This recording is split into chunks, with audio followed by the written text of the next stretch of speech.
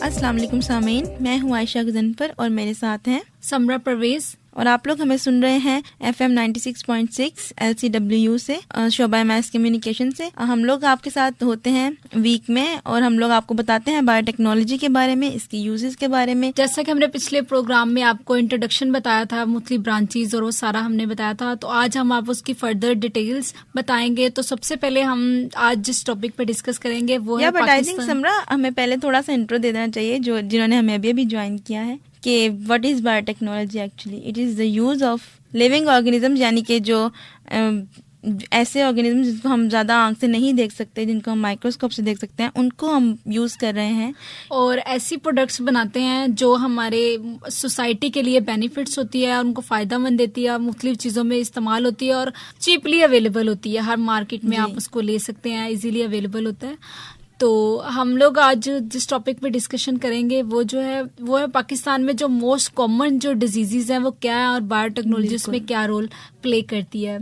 आयशा, अगर आपको याद हो तो बायोटेक्नोलॉजी का मेडिसिन में सबसे पहले जो प्रोडक्ट था वो कौन सा था? दैट वाज मेटोस्टैटिन, लेकिन जो प्योरली एक्सेप्टेड था वो इंसुलिन है। हाँ, इंसुलिन वो पहला प्रोडक्ट था जो एज अ हमारी सोसाइटी में एक्सेप्ट हुआ था। इंसुलिन की जो ह्यूमंस बॉडी में इंसुलिन जो होती है वो कम होना शुरू हो जाती है, तो उस चीज को डायबिटीज का आई थिंक मुझे नहीं लगता। डायबिटीज एक्चुअली हमारे जो बॉडी है उसमें एक ऑर्गन होता है, उसका नाम है पेंक्रियाज, जिसे हम लबलबा कहते हैं, और वो एक केमिकल प्रोड्यूस करता है जिसका हम नाम रखते हैं इंसुलिन। और जो हम खाते हैं या जो हम अपनी बॉडी में इंटेक करते हैं फूड का, ग्लूकोज ऑब्वियसली हम लोग इंटेक करते हैं और इंसुलिन चाहिए होता है कि वो ग्लूकोज को ब्रेक डाउन करे और हमें एनर्जी दे, क्योंकि हमारा फूड इज़ अ फ्यूल और हमारा जो मकसद है वो है खाने से एनर्जी लेना। बट इफ़ वहाँ पे कोई इंसुलिन नहीं होगा तो फिर हम एनर्जी नहीं ले सकेंगे, इंस्टेड वो स्टोर हो जाएगा और फिर वो हमारे लिए मतलब फ़ायदा नहीं देगा। बिल्कुल सही आपने बताया। और इंसुलिन ही वो पहला प्रोडक्ट था जो बायोटेक्नोलॉजिस्ट ने प्रोड्यूस किया था इंसानों के लिए कि वो इसको यूज़ करें। और ये सबसे पहले जो था वो हमने जो इंसुलिन प्रोड्यूस की थी वो पिग से प्रोड्यूस की थी, लेकिन बाद में क्योंकि हम पिग को मोस्ट कॉमनली यूज नहीं कर सकते हैं, बाज हमारे जैसे इस्लामिक सोसाइटी में जो है पिग को एक अच्छा एनिमल नहीं समझा जाता है, उसको हम यूज नहीं कर सकते हम उसको एज अ फूड यूज करें। तो इसलिए साइंटिस्ट ने जो था वो इंसुलिन जो थी वो एक बैक्टीरिया जिसे हम आंख से नहीं देख सकते। यहाँ पे हम आपको ये बताने जा रहे हैं कि how biotechnology is playing a की रोल। हाँ, इंसुलिन के बारे में हम बात करें तो इंसुलिन जो वो बेसिकली तो हमारे ह्यूमन बॉडी में ही प्रोड्यूस होती है। तो साइंटिस्ट ने इंसानों में से उस जीन को लेकर उसको बैक्टीरिया के अंदर डाल के और उसको फिर हम लोगों ने बनाया और उससे फिर हम लोगों ने इंसुलिन बैक्टीरिया जो है वो इंसुलिन प्रोड्यूस करता है जिसे हम स्टोर कर लेते हैं और उसके बाद वो जो इंसुलिन है वो इंसान यूज करते हैं जिनमें इंसुलिन की कमी हो जाती है उस चीज को पूरा करने के लिए। इंसुलिन तो आजकल फैमिली में हर कॉमनली जो हमारी सोसाइटी में इतनी कॉमन हो चुकी है, जिसे हम डायबिटीज को शुगर कहते हैं कॉमनली सारे मोस्ट लोग जिसको इसी वर्ड से यूज किए जाते हैं। तो इंसुलिन तो आजकल मुझे नहीं लगता कि फैमिली में कोई इंसान ऐसा होगा जिससे ये ना पता हो कि इंसुलिन है क्या। जी बिल्कुल, और ये भी लोगों को पता होना चाहिए कि शुगर जो है वो 2 टाइप्स की होती है। एक तो ये कि जो आपको जेनेटिकली ट्रांसफर होती है आपके पेरेंट्स से, यानी अगर छोटा सा कोई बच्चा है तो उसको भी हो जाती है sugar, and we are shocked कि इसको भी डायबिटीज़ है, लेकिन उसका शुरू से काम ही नहीं करता है पेंक्रियाज और उसको ये डिजीज़ होती है। लेकिन बाद में अबव 40 की एज में भी है वो लोग डेवलप करते हैं और वो जो है वो इंसुलिन प्रोडक्शन की वजह से बेसिकली होती है। इंसुलिन जो है वो हम लोग अगर हम इंसुलिन को खरीदते हैं या मार्केट से लेते हैं यूज करने के लिए, तो हमारे बहुत से सोसाइटी में ऐसे लोग हैं जिनको बिल्कुल भी पता नहीं होता कि इंसुलिन को अगर ले लिया बस ले ली और यूज कर ली, उसको इस बात का पता नहीं होता कि उसकी प्रिकॉशंस क्या हैं। हम उसको जैसे लोग लेते हैं गाड़ी के कंपार्टमेंट में रखा हुआ है कि जब इंसुलिन या ब्लड प्रेशर हाई हुआ हमें जरूरत हुई हमने उसको यूज कर लिया, तो ये चीज बिल्कुल गलत है। उसके लिए एक स्पेशल टेम्परेचर होता है 4 डिग्री सेंटीग्रेड, हमें उसको उसी पे ही रखना चाहिए। हम उसे एक्सट्रीम हॉट पे नहीं रख सकते, रूम टेम्परेचर पे नहीं रख सकते हैं, उसको बिल्कुल भी यूज़ नहीं कर सकते हैं। जी, तो इंसुलिन के बारे में हमने जो आपको इन्फॉर्मेशन दी है, कोशिश करें कि खुद भी उसको सही तरह आप अमल में लाएं और अपने जो घर वाले हैं उनको भी बताएं, क्योंकि एक प्रोडक्ट तो आ जाता है मार्केट में, लेकिन उसका यूजेज ये बहुत ज़रूरी है कि हम उसको यूज़ कैसे कर रहे हैं। उसका यूजेज का प्रॉपर हमें पता होना चाहिए कि इसको यूज़ कैसे करना है, इसको इस्तेमाल में ला के इससे फ़ायदा कैसे हासिल करना है, क्योंकि ये सारा एक प्रोसेस होता है और इसके प्रॉपर स्टेप्स हैं, और ये awareness is the basic thing that should be there. और हर चीज़ को यूज़ करने के लिए उसका एक प्रोसेस होता है और उसको उसी तरीके से इस्तेमाल करना चाहिए। और अगर आप उसको थोड़ा सा भी करेंगे, केयरलेस हो जाएंगे कि चलो यार आगे ये यूज़ कर लिया, तो ये चीज़ अच्छी नहीं होती है। आपको ख्याल रखना चाहिए।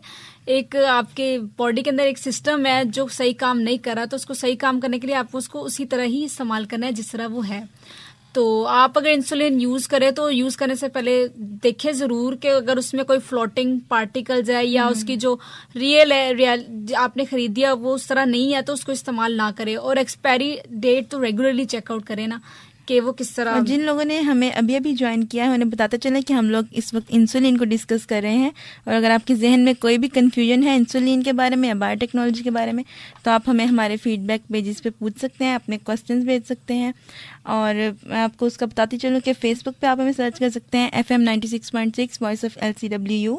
उसके अलावा जीमेल पे भी हम लोग FM 96.6 LCW.gmail.com। जी, आप हमें अपने फीडबैक हमें ज़रूर बताइएगा। और अगर आपके पास कोई भी सवाल हो आप हमसे पूछ सकते हैं, हम आपको ज़रूर हेल्प करेंगे कि हम आपको उसका सही आंसर दे सकें। और इंसुलिन की अगर मैं बात करूँ तो इसमें हम बताते चलते हैं कि इंसुलिन जो है आप इस्तेमाल कैसे करते हैं।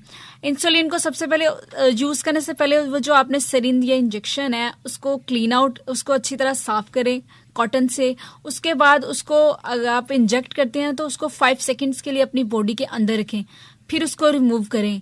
तो उसके बाद उसको आजकल तो वैसे पेन वगैरह भी अवेलेबल है इंसुलिन से रिलेटेड। आप सिंपली उसके ऊपर डायलर लगा होता है, जितनी आपको डोज चाहिए आप उसको पुश करते हो और आप सिंपल उसको इंजेक्ट कर लेते हो। बट उसके पकड़ने का डायरेक्शन जो आपको लगा रहा है, लेकिन जो एजेड लोग होते हैं जैसे हमारी नानी है या हमारी दादी हैं, उन लोगों को तो नहीं इन सब बातों का, लेकिन जो लगाने वाले हैं उन लोगों को ये पता होना चाहिए कि कैसे करें। अब जैसे हम वो नहीं बताएंगे कि हमें इस डिग्री पे लगाओ या इस पे, तो जो उनको लगा रहे होते हैं उनको पता होना चाहिए। एंड मोस्टली हम लोगों में से भी कुछ लोग सीखते हैं घरों में कि कैसे इसको यूज़ करना है। तो it's a very useful product, और सभी यूजेज तो सभी एग्री करेंगे कि कितना पाकिस्तान में स्पेशली यूज़ हो रहा है। तो इसकी एक स्टेज होती है, डॉक्टर ही आपको प्रिस्क्राइब करता है आफ्टर मेडिसिन। आपको फिर इंसुलिन ही चाहिए होता है जो आपको कंट्रोल कर सकता है। जी, तो आपको हम फिर से बताते चले जिन्होंने हमें अभी अभी ज्वाइन किया है कि हम यहाँ पे इंसुलिन और बायोटेक्नोलॉजी को डिस्कस कर रहे हैं, और आपको जो भी क्वेश्चन है वो हमारे फीडबैक पेजेस पे आप हमें पूछ सकते हैं। हम आपसे बात कर रहे हैं from FM 96.6 voice of LCW, department of mass communication से। आपको अगर कोई भी सवाल पूछना हो या हमें अपने फीडबैक बताना हो तो आप हमें बता सकते हैं फेसबुक पे FM 96.6 LCW voice of LCW। और अगर आप हमें मेल भी कर सकते हैं lcw@gmail.com। जी बिल्कुल।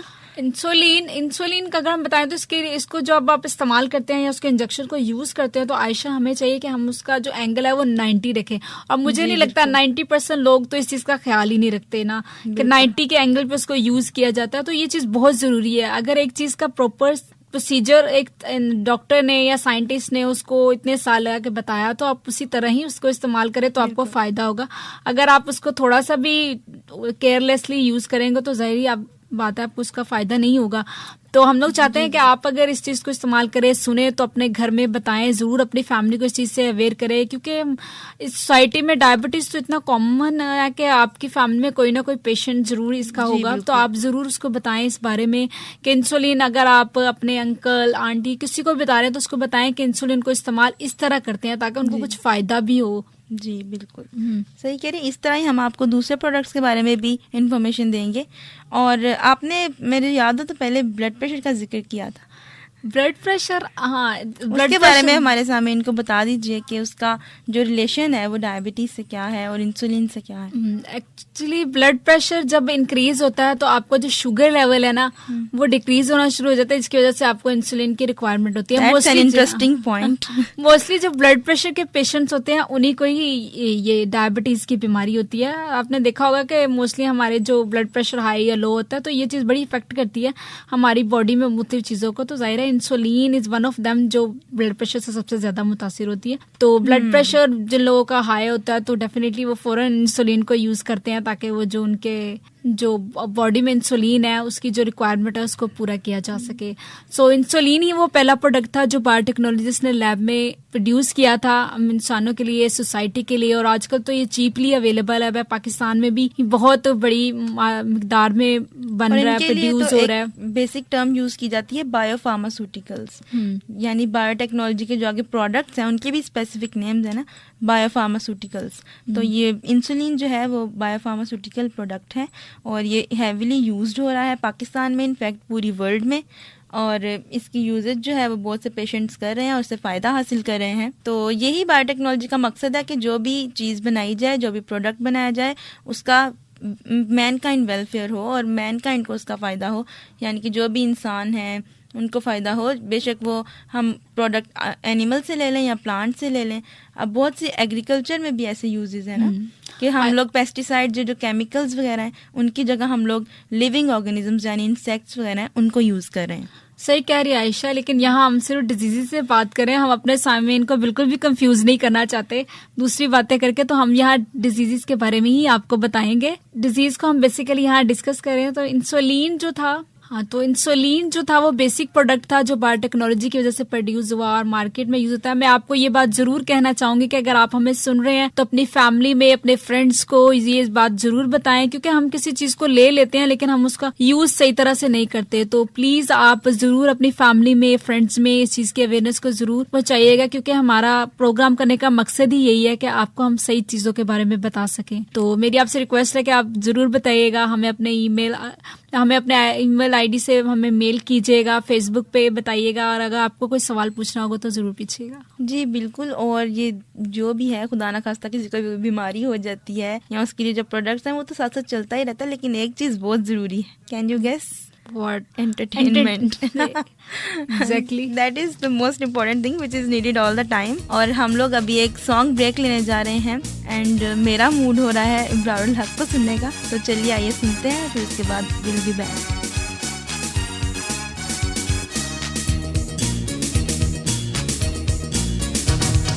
असां ते जाना दिलो दे घर, किन्ने किन्ने जाना दिलो दे घर। असां ते जाना दिलो दे घर, भाई किन्ने किन्ने जाना दिलो दे घर। टिकट कटाओ लाइन बनाओ, टिकट कटाओ लाइन बनाओ, टिकट कटाओ लाइन बनाओ, टिकट कटाओ नाले लाइन बनाओ, टिकट कटाओ लाइन बनाओ, जिन्ने जिन्ने जाना दिलो दे घर, जिन्ने जिन्ने जाना दिलो दे घर। साथ जाना दिलो दे घर, भाई किन्ने किन्ने जाना दिलो दे घर।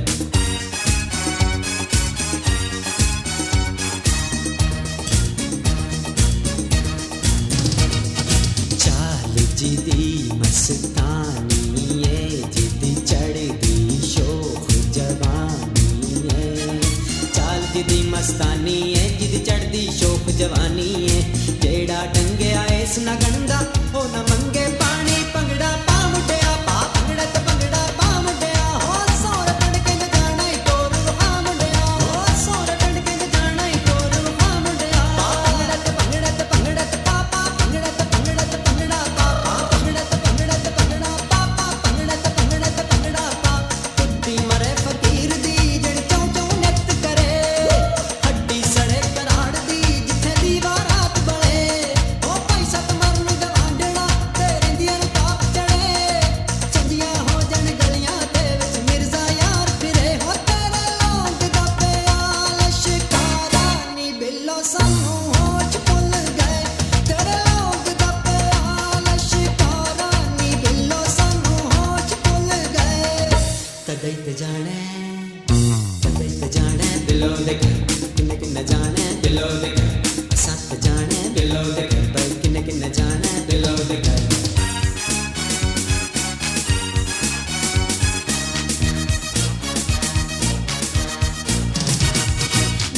छुपा के उन्हें कर लेके आऊंगा मैं सिर गन बन के तो शहर हो जाऊंगा मैं नाले 4-500 गवाही लेके जाऊंगा मैं चाचा फूफा मामा ताया जंजी बना के मेरे यार बेली छोटे मोटे सब आके लाके सच बन के तो कुछ से पाके तो के ना के चंगे बच्चे बन के जल शल्ला के कंगी वाके शीशे मुड़े बैठे जरा देर लगा के काली काली अखियां च सुरमा पाके असां ते जाना बिलो दे घर किन्ने किन्ने जाना बिलो दे घर असां ते जाना बिलो दे घर भाई किन्ने किन्ने जाना बिलो दे घर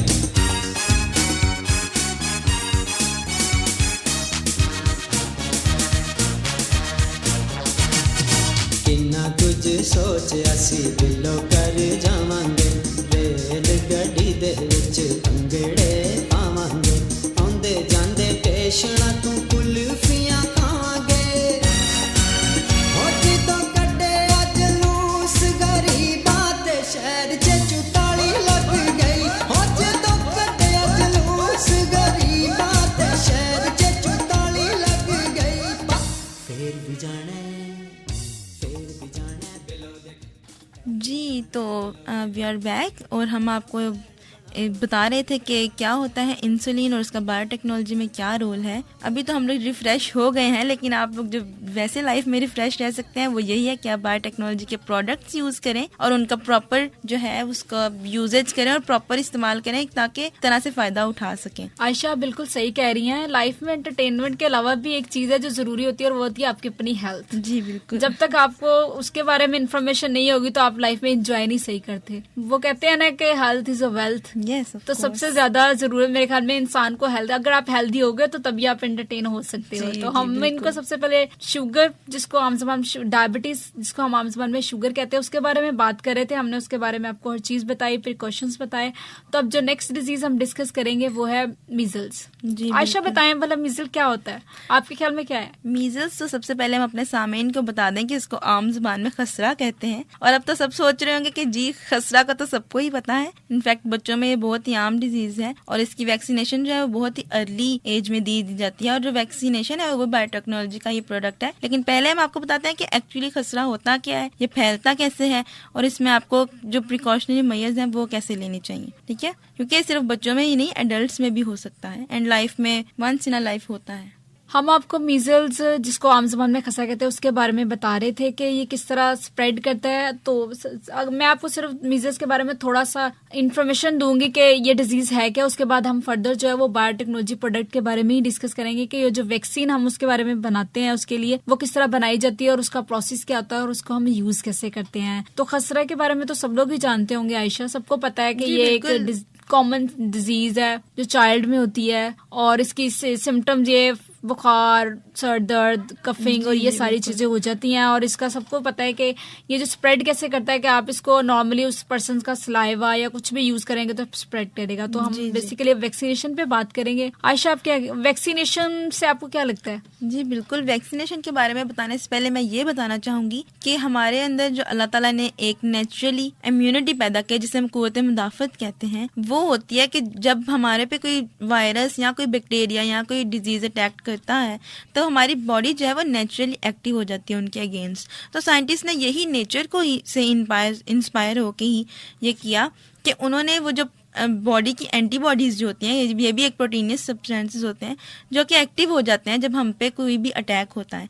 तो उन्होंने बॉडी से वही जो प्रोटीन्स थे उनको आइसोलेट किया और उनको ये आर्टिफिशियली बॉडी में इंजेक्ट किया कि बॉडी को लगे कि जैसे किसी ने हम पे अटैक कर दिया है। हालांकि वो जो ऑर्गेनिज्म होते हैं वो बिल्कुल भी आपके लिए हार्मफुल नहीं होते, जिसको हम वैक्सीनेशन कहते हैं, बहुत ही वीक कर दिए जाते हैं या किल कर दिए जाते हैं। तो वो फिर हमारी बॉडी में जब इंजेक्ट होते हैं तो हमारी बॉडी जो है वो एक्टिव हो जाती है। एक्चुअली इंसुलिन हम लोग यूज कर रहे थे ट्रीटमेंट के लिए, लेकिन ये जो है ये हम प्रिकॉशनरी के लिए कर रहे हैं कि प्रिकॉशनरी मेजर हम वैक्सीनेशन से लेते हैं, यानी कि डिजीज के अकर होने से पहले ही हम उसके लिए अपना जो है उसे दिफा कर लेते हैं कि हम जब भी कभी ये डिजीज का अटैक हो तो हम इसके खिलाफ लड़ सके और हमारी बॉडी जो है इसके खिलाफ एक्टिव हो। बिल्कुल सही कहा आपने आयशा के वैक्सीन जो है वो हम लोग डिजीज होने से पहले इस्तेमाल करते हैं कि हमें ताकि हम हमारे में वो इम्यूनिटी ऑलरेडी आ जाए और जब कोई चीज वो हमें हो तो हम ऑलरेडी वैक्सीनेटेड हो, वो हम पे ना हो।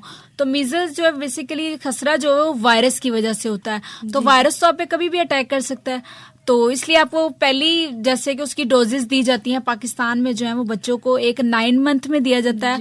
तो 2013 में जो है उन्होंने दूसरी डोज भी देना स्टार्ट किया है जो कि 15 मंथ्स में दी जाती है। तो बच्चे तो बहुत छोटे होते हैं, उनकी इम्यूनिटी बहुत लो होती है, तो इस वजह से जो हमारे घर वाले हैं वैक्सीनेट करवाते हैं ताकि वो जो बच्चा है उस पर किसी भी टाइम वायरस का अटैक हो सकता है। जैसे आप हॉस्पिटल में जाते हो बच्चों को लेके, तो ये ऐसी चीजें होती हैं जिससे कहीं भी कंटामिनेशन हो तो वायरस का अटैक हो सकता है। तो उसको कम करने के लिए हम पहले ही वैक्सीनेट कर देते हैं ताकि अगर वायरस का अटैक हो तो ऑलरेडी हमारे अंदर इम्यूनिटी हो जो कि उसको कम कर सके और हमें वो डिजीज ना हो। तो इसको आप कह सकते हैं यानी कि बायोटेक्नोलॉजी का बहुत ही रीसेंट स्टेप है। जस्ट इन 2013 में जो दूसरी भी डोज उन्होंने कह दिया है कि ये देनी चाहिए, क्योंकि इससे जब और फायदा होगा और बच्चे जो है वो और ज्यादा प्रोटेक्ट होंगे। और ये अडल्ट्स में भी हो जाता है कभी कभी। अडल्ट्स में मोस्टली मेरे ख्याल में उन लोगों में होता है जिन लोगों ने वैक्सीनेशन नहीं करवाई होती। जी जी बिल्कुल। तो उनके लिए फिर ये होता है कि प्रॉपर ट्रीटमेंट नहीं है, इसकी आपको वैक्सीनेशन ही करवानी पड़ती है।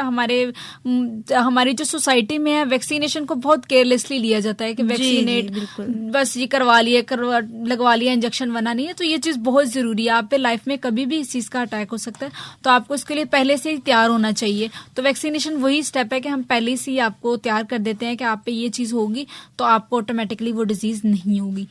तो मैं आपको जरूर कहना चाहूंगी कि आप अपनी फैमिली या फ्रेंड्स में जरूर बताएं कि ये वैक्सीनेशन लगवानी चाहिए, स्पेशली बच्चों को 9 मंथ और 15 मंथ में, ताकि उनको आगे जिंदगी में कभी ये डिजीज ना हो। जी जी बिल्कुल। और यही हमारा इस शो का मकसद है कि हम अपने लिसनर्स को अवेयर कर सकें बायोटेक्नोलॉजी के बारे में और उसकी प्रोडक्ट्स के बारे में, बेशक वो ट्रीटमेंट के लिए हो या एज वैक्सीनेशन हो, यानी कि प्रिकॉशनरी मेजर हो, उसको आप सुने और आगे भी फैलाएं। और हम अपना फीडबैक भेजते रहिए। FM 96.6 वॉइस ऑफ LCWE हमारा ऑफिशियल फेसबुक का पेज है। उसके अलावा जीमेल पे आप हमें मेल भी कर सकते हैं FM 96.6 वॉइस ऑफ LCWE.gmail.com। मैं आपको बताना चाहूंगी कि अगर ये आपने वैक्सीनेशन नहीं करवाई और आपको अडल्ट एज में आफ्टर 20 या 25 ईयर्स आपको ये डिजीज होती है, तो इसके लिए प्रॉपर ट्रीटमेंट नहीं है, क्योंकि ये वायरस साइकिल है। वायरस ने वो साइकिल पूरा करना है, उसके बाद ऑटोमेटिकली ठीक हो जाएगा। लेकिन आपको इस दौरान जो है वो डाइट का ख्याल रखना पड़ेगा। आप लेमन जूस या ऑरेंज जूस को यूज करें ताकि आपके अंदर जो पानी की कमी ना हो। और आप जो है फ्रेश फ्रूट्स खाएं, वेजिटेबल खाएं, स्पाइसी चीजें ना खाएं। तो ये चीजें हैं जो आप लोग एस्पिरिन डिस्प्रिन तो बिल्कुल भी यूज ना करें आप, ये भी एक प्रोडक्ट है। तो मैं आपको यही कहना चाहूंगी कि अगर आपको अडल्ट एज में होता है तो इसके लिए कोई वैक्सीनेशन नहीं है, आपको वो वायरस साइकिल है वो कंप्लीट ही करना पड़ेगा। तो अगर आपके घर में बच्चे वगैरह हैं तो आप जरूर उन्हें वैक्सीनेट करवाएं 9 मंथ में, और दूसरा जो उसकी डोज है वो 15 मंथ्स में दी जाती है। एक चीज बहुत जरूरी है, डॉक्टर से कांटेक्ट। ये जो हम खुद ही से अपने डॉक्टर बन जाते हैं सब लोग घर में कि चलो पैनाडोल ले लो, डिस्प्रिन ले लो, ये ले लो, ठीक है वो एक हद तक फिर भी ठीक है। लेकिन आपको जब कोई डिजीज फील हो रहा है, पाकिस्तान में स्पेशली ऐसे होता है कि जब तक आपका एंड नहीं हो जाता आप डॉक्टर से कंसल्ट नहीं करते हो। तो डॉक्टर से रुजू करना बहुत जरूरी है। इनफैक्ट जो टीवी पे भी बहुत दफा आता है कि डॉक्टर से रुजू करें, वो आपको सही तरह प्रिस्क्राइब करेगा कि आपको क्या करना है, आगे आपको किस तरह अपनी डिजीज को हैंडल करना है। ये आफ्टर अकरेंस है, लेकिन उससे पहले बायोटेक्नोलॉजी आपको ये फायदा देती है कि अपने आप को वैक्सीनेट करवाइए, अपने बच्चों को वैक्सीनेट करवाइए, ताकि आइंदा लाइफ में उनको ये जो डिजीज है वो ना हो। आयशा, मीडिया भी तो बहुत प्ले कर रहा है आजकल। तो मीडिया में बता देते हैं कि आप फलान डेट को अपने बच्चों को ये इंजेक्शन लगवाएं। तो आप जरूर अगर अवेयर हैं इस चीज की खबर, आपका अगर आपके घर में बच्चा है वो 9 मंथ का, तो आपको पता होना चाहिए कि आपने उसको मीजल्स या खसरे के वैक्सीनेट या इंजेक्शन जो है वो लगवाने हैं। इस चीज का जरूर ख्याल रखिए। अपनी लेटर लाइफ में अपने फ्रेंड्स, फैमिली सबको बताइए कि ये चीज बहुत जरूरी है ताकि वो वैक्सीनेशन हो जाए। तो हम लोग ये सब कुछ खसरे बारे में आपको बताया। आपको कोई भी सवाल हो या आप हमें पूछना चाह रहे हो तो आप हमें मेल कर सकते हैं FM 96.6 LCW.LCW@gmail.com। और आप हमें फेसबुक पे भी ज्वाइन कर सकते हैं। फेसबुक पे हमारा पेज है FM 96.6 वॉइस ऑफ LCW। हमें इंतजार रहेगा कि आप हमें बताएं, अपने फीडबैक बताएं, आपको जो भी सवाल आप पूछें। और अभी हम चल रहे हैं खूबसूरत से गाने की तरफ और हम वापस आते हैं आपके साथ। Stay tuned.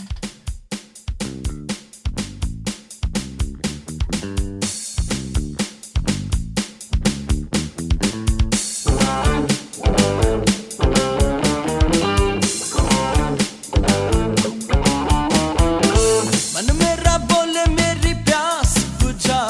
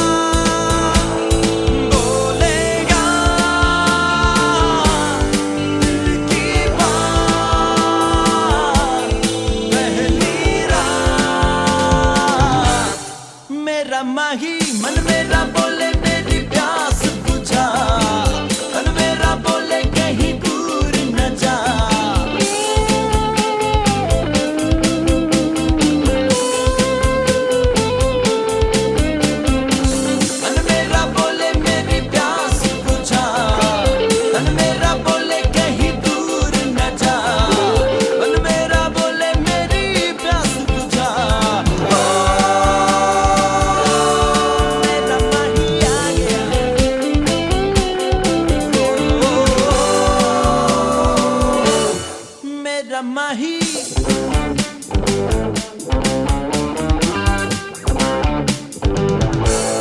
कर देगा पूरी मेरी आस, होगी ना अब कोई प्यास, जीवन ना होगा उदास मेरे पास, मेरा माही आ गया।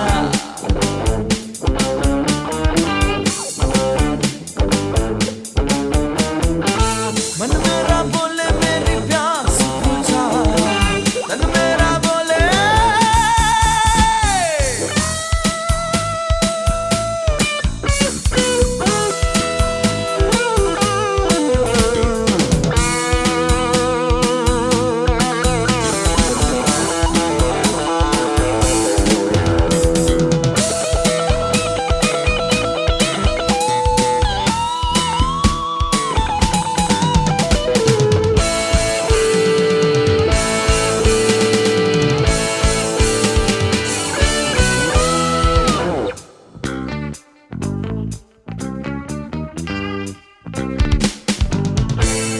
तोड़ेगा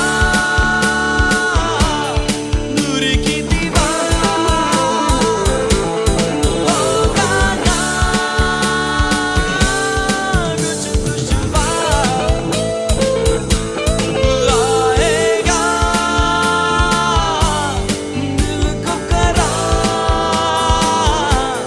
मेरा प्यार, मेरा माही। मन मेरा बोले मेरी प्यास बुझा, तन मेरा बोले कहीं दूर न जा, मन मेरा बोले मेरी प्यास बुझा, ओ मेरा माही आ गया। जी वेलकम बैक सामीन। अभी आप लोग सुन रहे थे एक बहुत ही खूबसूरत सा नगमा, और मैं हूँ आयशा गजनफर और मेरे साथ हैं समरा परवेज। और हम आपको खसरे के बारे में ही बता रहे थे कि इसकी वैक्सीनेशन क्या और कैसे अवेलेबल है, कहाँ कहाँ अवेलेबल है, और आप अपने बच्चों को किस तरह दे सकते हैं। जिन लोगों ने हमें अभी अभी ज्वाइन किया उनको हम बताते चले कि हम लोग यहाँ पे बायोटेक्नोलॉजी के बारे में अवेयरनेस के लिए ये शो कर रहे हैं। आप लोग हमें सुने और जो बायोटेक्नोलॉजी के प्रोडक्ट्स हैं आफ्टर ट्रीटमेंट और बिफोर ट्रीटमेंट उनसे फ़ायदा उठाइए। और उसके बारे में ना सिर्फ खुद फायदा उठाइए बल्कि दूसरों को भी बताइए। हमारा यही मकसद है कि हम इस चीज़ की अवेयरनेस हम अपनी सोसाइटी में फैलाएं ताकि सब लोग इस चीज़ से वाकिफ हो और उनको पता हो कि बायोटेक्नोलॉजी है क्या और बायोटेक्नोलॉजी बेसिकली करते क्या है। तो आयशा, हम लोग बात कर रहे थे वैक्सीन के बारे में। मेरे ख्याल में हमें अपने सामने को बताना चाहिए कि वैक्सीन बनाई कैसे जाती हैं और ये बेसिकली किस तरह यूज और किस तरह साइंटिस्ट इसको प्रोसीज करते हैं। जी बिल्कुल। और पहले हम बिल्कुल भी कंफ्यूज नहीं करना चाहते कि वैक्सीनेशन एक्चुअली होती क्या है। अभी डिस्कशन भी स्टार्ट हो गई होगी एक्चुअली व्हाट इज वैक्सीन। सुनते तो सभी हैं कि जी वैक्सीनेशन करवा लें, ये करवा लें। जो लोग इन्हें बनाते हैं, जो उनके यानी एक्सपर्ट्स होते हैं, उन्हीं को हम बायोटेक्नोलॉजिस्ट कहते हैं। यानी वो बायो को और टेक्नोलॉजी को मिक्स कर रहे हैं। तो it's a very vast and huge field जो कि बहुत से शोबे में काम कर रही है। इसका हम बताते चले कि जब हमारी जो बॉडी है वो 4 बेसिक चीज़ों से बनी है ना, carbohydrates, lipids, proteins and water. 70% जो है वो हमारे अंदर वाटर है। लेकिन ये जो खसरा हम अभी डिस्कस कर रहे थे वो ऐसी चीज़ है कि इसमें डिहाइड्रेशन के चांसेस होते हैं। तो इसके लिए हम आपको पहले भी बता चुके हैं कि आप फ्रेश जूसेस वगैरह लें। लेकिन आप बताते चलें कि वैक्सीनेशन का क्या रोल होता है। उसमें हम जो हमारी बॉडी में अल्लाह ताला ने नेचुरली ये बात रखी है कि जब हमें कोई चीज़ अटैक करती है या कोई माइक्रो ऑर्गेनिज्म, कोई बैक्टीरिया हो या वायरस हो, वो जब हमें करते हैं अटैक तो फिर नेचुरली हम लोग एक्टिव हो जाते हैं। और आर्टिफिशियली इस चीज़ को इंड्यूस कराने के लिए ही साइंटिस्ट ने ये वैक्सीनेशन का जो प्रोडक्ट है वो लॉन्च किया था, जिसके बारे में हम आपको पहले भी बता चुके हैं। और अगर आपके जहन में कोई भी कन्फ्यूजन है या कोई बात है तो आप हमें फीडबैक पेजेस पे ज़रूर पूछिए। आयशा, तो हम खसरे की वैक्सीनेशन के बारे में बात कर रहे थे, तो मैं ये बताना चाहूंगी कि जो खसरे की वैक्सीनेशन है वो बेसिकली हमारी ह्यूमन बॉडी के अंदर जो प्रोटीन है उसी से ही लेकर या एंटीबॉडीज को लेकर हम उसको लेबोरेटरी में बनाते हैं, बैक्टीरिया के अंदर जाकर डेवलप करते हैं। वो जो बैक्टीरिया है वो उसको ज्यादा मिकदार में प्रोड्यूस करता है और उसको फिर हम स्टोर कर लेते हैं वैक्सीन की सूरत में, और उसके बाद हम उन बच्चों को देते हैं। क्योंकि बच्चे जो होते हैं उनमें इम्यून सिस्टम जो होता है, जो कुव्वत होती है वो बहुत ज्यादा लो होती है। तो फिर जो वैक्सीन हम बनाते हैं, जो साइंटिस्ट बनाते हैं, वो उन बच्चों को वो वैक्सीन ऑलरेडी दे देते हैं, ताकि अगर उनको ऐसी वायरस अटैक करे तो ये उसको का ओवरकम कर सके। और ये सामीन को बताते चले कि जो बैक्टीरिया है बड़ी काम की चीज़ है। ये 20 मिनट्स में अपनी 100 और 1000 कॉपीज प्रोड्यूस कर देता है, जिसमें हम, और अगर आप सोचें कि अगर वैक्सीनेशन का एक भी डॉट उसमें हो तो कितनी ज़्यादा हम वैक्सीनेशन प्रोड्यूस कर सकते हैं। और इसमें एब्सोल्युटली चीप है, कोई इसमें ऐसा लेकिन जो प्रिकॉशनरी मेजर्स हैं वो इन प्रोसेसेस में बहुत ज़्यादा होती हैं। और जो हमारे एक्सपर्ट्स हैं वो दिन रात मेहनत करके और बहुत ही साफ़ इन्वायरमेंट में रख के इसको बनाते हैं कि कोई कंटेमिनेशन ना हो। क्योंकि आपको पता है हमारी बायोटेक्नोलॉजी में तो ऐसा होता है कि एक भी अगर चेन अब चल रही है और एक भी उसका हिस्सा एक दूसरे से रिप्लेस हो गया तो आप अंधे भी हो सकते हैं। अच्छा, आप लोगों को डराने की कोशिश कर रही हैं, लेकिन ये बायोटेक्नोलॉजी के हम यहाँ बेनिफिट्स को जिक्र करेंगे। हम आपको यही बता रहे हैं कि जो बायोटेक्नोलॉजिस्ट है वो बहुत ख्याल रखते हैं ह्यूमन की हेल्थ का। वो चाहते हैं कि हम डरना बिल्कुल नहीं है। वो चाहते हैं कि हम जो भी चीज प्रोड्यूस करें वो आपको फायदा दे, ना कि नुकसान दे। तो बायोटेक्नोलॉजी का मकसद ही यही है कि हम ऐसी ही चीजें बनाएं, ऐसे प्रोडक्ट बनाएं जो हमारी बीमारियों को कम करें, जो हमारे माशरे में से ऐसी चीजों को एलिमिनेट कर दे, खत्म कर दे, जिनकी वजह से हमारी सोसाइटी में बीमारियां या वो चीजें फैल रही हैं। तो और समरा, आपने भी बात की डराने की, तो मैं बिल्कुल नहीं डरा रही, क्योंकि ये भी हम अवेयर करते चलें अपने सामीन को कि जो भी मार्केट में प्रोडक्ट्स अवेलेबल हैं, बेशक वो खसरा की वैक्सीन है या इंसुलिन है शुगर के लिए, ये सारी FDA से food and drug administration Washington से इम्प्रूव्ड होती हैं। ऐसे आप मार्केट में कोई भी प्रोडक्ट ला के नहीं बेच सकते हैं। ये अच्छी तरह प्रूव होते हैं, ये पता होता है कि हार्मफुल नहीं है किसी के लिए, इसीलिए ये आम पब्लिक तक इसकी जो है रसाई होती है। तो I think no doubt about it. सही कह रही हैं आप। इसको पहले जो साइंटिस्ट हैं वो जो बायोटेक्नोलॉजी बनाते हैं तो वो पहले एक्सपेरिमेंट करते हैं मुख्तलिफ ह्यूमंस पे। मैंने देखा है कि जो साइंटिस्ट बनाते हैं वो सबसे पहले एनिमल्स पे एक्सपेरिमेंट करते हैं कि वहां कोई इफेक्ट हो या कुछ ऐसा हो, फिर ह्यूमंस पे करते हैं, फिर वो FDA उसको प्रूव करती है, फिर वो पब्लिक में मार्केट में अवेलेबल होता है। तो मैं आपको ये बता देती हूँ, बायोटेक्नोलॉजी से जो प्रोडक्ट्स प्रोड्यूस होते हैं वो एक तो बहुत ज्यादा मिकदार में होते हैं और बहुत चीपली आपको अवेलेबल होते हैं मार्केट में। Safe also. हाँ, और सेफ होते हैं एनवायरनमेंट के लिए भी, इंसानों के लिए और सबके लिए भी।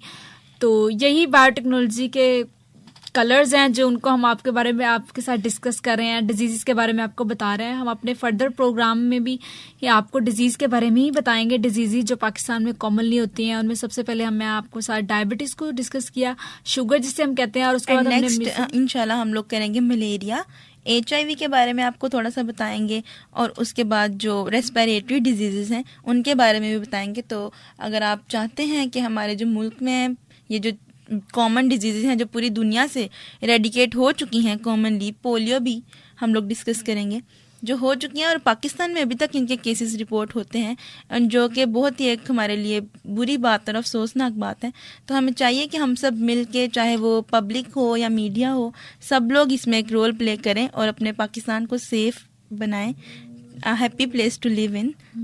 आयशा, जो अवेयरनेस होती है ना, ये बेसिक चीज है जो आपको अगर होगी तो तभी आप कुछ कर सकते हो। मेरे ख्याल में पाकिस्तान में 60% लोगों को तो पता भी नहीं होगा अगर वैक्सीनेशन है तो उसको यूज कैसे करते हैं या रखते कैसे हैं, इनको इस चीजों के बारे में बिल्कुल भी पता नहीं होगा। तो हम आपको फर्दर बताएंगे कि वैक्सीनेशन है क्या, उसके प्रोसीजर क्या, और बायोटेक्नोलॉजी क्या रोल प्ले करी है, हम इसके बारे में सबको बताएंगे आपको। आप हमें फेसबुक पे अपने क्वेश्चन या कोई भी सवाल पूछना चाहते हो तो हम पूछ सकते हैं। हमारा ऑफिशियल पेज है FM 96.6 वॉइस ऑफ LCW। आप हमें मेल भी कर सकते हैं, हमारा मेल ID है fm96.6.lcw@gmail.com। हमें आपके फीडबैक का इंतजार रहेगा। और अब हम आपके नेक्स्ट प्रोग्राम में मिलेंगे जिसमें हम आपको फर्दर डिजीज के बारे में बताएंगे। आई होप सो कि आप जरूर इंतजार करेंगे कि हम आप फर्दर क्या बताने वाले हैं आपको। आपके साथ थी आयशा गजनफर और समरा परवेज, और सुनते रहिए FM 96.6 वॉइस ऑफ LCW।